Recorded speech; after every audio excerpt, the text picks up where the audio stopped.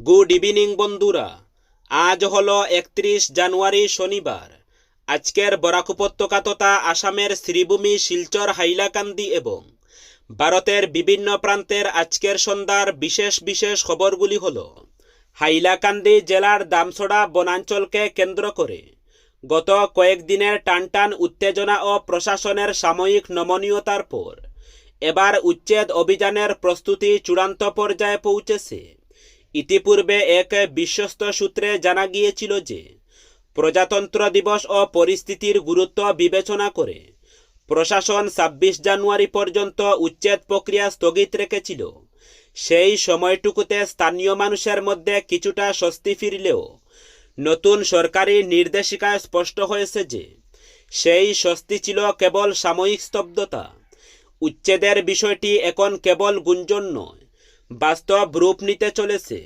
হাইলাকান্দি স্বাস্থ্য বিভাগের যুগ্ম সঞ্চালকের পক্ষ থেকে জারি করা সাম্প্রতিক নির্দেশে জানানো হয়েছে, আগামী 1 ফেব্রুয়ারি থেকে 3 ফেব্রুয়ারি 2026 পর্যন্ত ইনার লাইন রিজার্ভ ফরেস্টের অন্তর্গত দামছড়া, মণিপুর সিট, কুকিটিলা, কুকিনালা ও উজান দামছড়া এলাকায় এই উচ্ছেদ অভিযান বড় আকারে পরিচালিত হবে।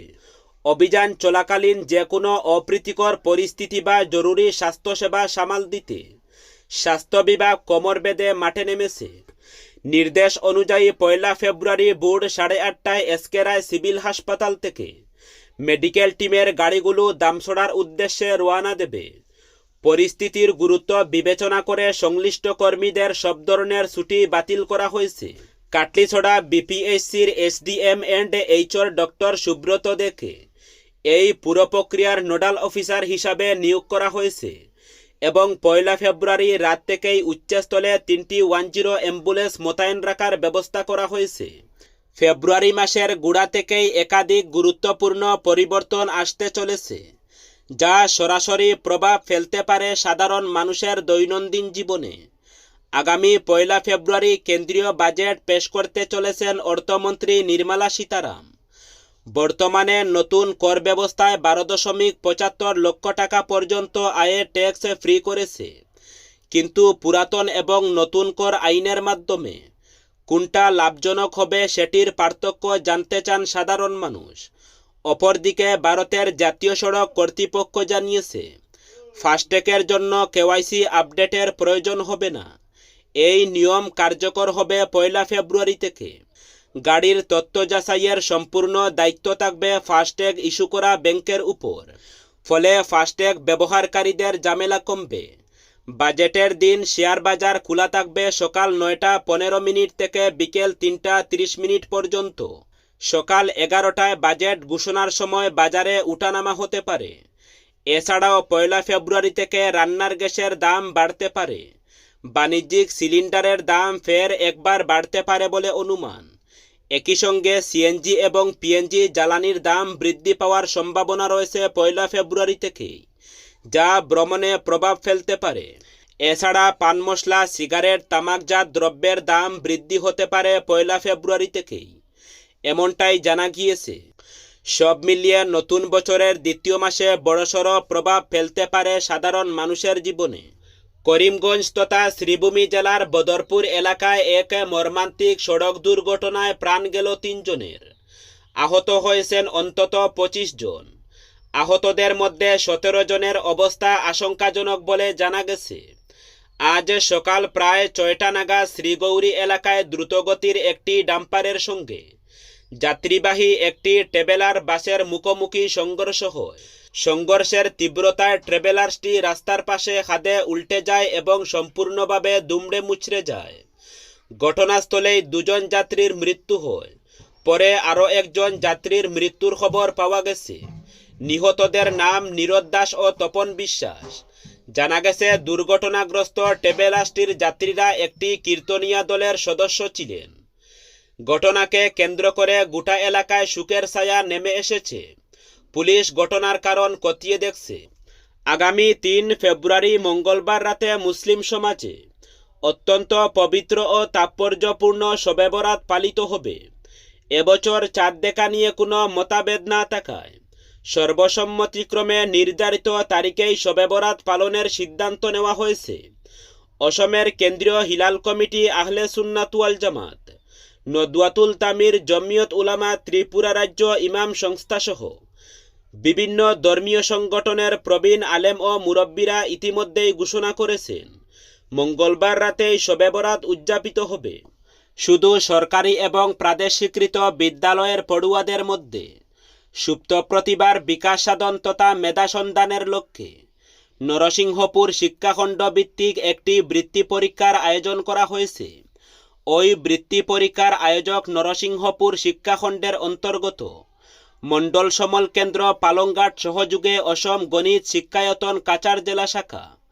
এতে শুধু নরসিংহপুর শিক্ষাখণ্ডের অন্তর্গত সরকারি এবং প্রাদেশিকৃত বিদ্যালয়সমূহের পঞ্চম শ্রেণীর সার্বিক 2 জন এবং অষ্টম শ্রেণীর সার্বিক 2 পড়ুয়া অংশগ্রহণ করতে পারবেন। বৃত্তি পরীক্ষাটি আগামী 8 ফেব্রুয়ারি রবিবার সকাল 10টা থেকে দুপুর 1টা পর্যন্ত অনুষ্ঠিত হবে। পরীক্ষার কেন্দ্র হল আইরংমারা এমই স্কুল এবং PM Shri সিসিজিসি Palanghat HS school. ওই পরীক্ষায় অংশগ্রহণ করতে পড়ুয়াদের নির্দিষ্ট রেজিস্ট্রেশন ফর্ম পূরণ করে আয়োজক প্রণয় পালের কাছে জমা করতে হবে। রেজিস্ট্রেশন ফর্মের জন্য 9101297458 মোবাইল নম্বরে যোগাযোগ করা যাবে। ওই বৃত্তি পরীক্ষায় অংশগ্রহণ করতে পড়ুয়াদের কোনো ধরনের পরীক্ষা শুল্ক দিতে হবে না। সম্পূর্ণ বিনাশুল্কে পড়ুয়ারা অংশগ্রহণ করতে পারবেন। এতে মেধা তালিকা স্থানাধিকারী প্রতিটি শ্রেণীর 10 থেকে মোট 20 জন পড়ুয়াকে স্মৃতি পুরস্কার, অভিনন্দনপত্র এবং গুণগ্রাহিতার প্রমাণপত্র দিয়ে একে সাড়ম্বর অনুষ্ঠানে পুরস্কৃত করা হবে। পরীক্ষার প্রশ্নগুলো থাকবে অতি সংক্ষিপ্ত এবং রচনাধর্মী। পরীক্ষার সিলেবাস চলতি বর্ষের বার্ষিক শৈক্ষিক পঞ্জিকাতে থাকা এপ্রিল মাস থেকে ফেব্রুয়ারি মাস পর্যন্ত। ওই বৃত্তি পরীক্ষার বিষয়ক বিশদ বিবরণের জন্য 9101297458 মোবাইল নম্বরে যোগাযোগ করতে পারবেন। বেঙ্গালুরু গ্রামীণ জেলার মুরসান্দা গ্রামে একটি বাড়াঘর থেকে অসমের 4 যুবকের মৃতদেহ উদ্ধার হওয়ায় চাঞ্চল্য ছড়িয়েছে। বাড়াঘরের একটি কক্ষের ভেতরে শুয়ে থাকা অবস্থায় 4 জনকে মৃত অবস্থায় উদ্ধার করা হয়। জানা গেছে, নিহত যুবকেরা কাজের সন্ধানে অসমের লখিমপুর জেলা থেকে বেঙ্গালুরুতে গিয়েছিলেন। তারা স্থানীয় একটি কোকাকোলা গুদামে কর্মরত ছিলেন। নিহতরা হলেন জয়ন্ত চিন্তে খগেশ্বর, নরেন্দ্রনাথ টাইড, ডক্টর টাইড ও ধনঞ্জয় টাইড। ঘটনার খবর পেয়ে বেঙ্গালুরু গ্রামীণ জেলা পুলিশ ঘটনাস্থলে পৌঁছে তদন্ত শুরু করেছে। জেলা পুলিশের সুপারিনটেনডেন্ট চন্দ্রকান্ত ও ঘটনাস্থল পরিদর্শন করেছেন। 4 যুবকের মৃত্যুর সঠিক কারণ এখনও জানা যায়নি। ইতিমধ্যে একটি মামলা রুজু করে তদন্ত শুরু করেছে পুলিশ। অন্যদিকে নিহতদের পরিবার পরিকল্পিতভাবে হত্যার অভিযোগ তুলেছে। শিলচরে পুনরায় সংঘটিত হল ভয়ঙ্কর হিট অ্যান্ড রানের ঘটনা। ডাম্পারের ধাক্কায় ঘটনাস্থলে মৃত্যু ঘটল বাইক চালকের।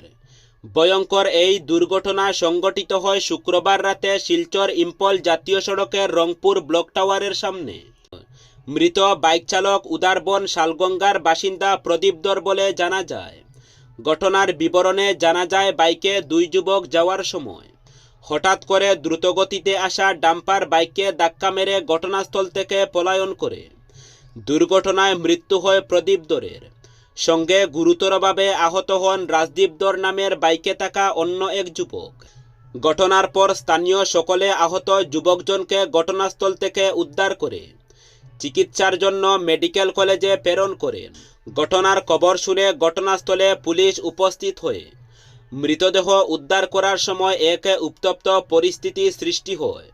উত্তেজিত জনতাকে দুর্ঘটনা সংঘটিত করা ডাম্পার সহ চালককে গ্রেফতারের দাবি জানিয়ে কিছু সময় শিলচর রংপুর রাস্তা অবরোধ করে প্রতিবাদ সাব্যস্ত করে।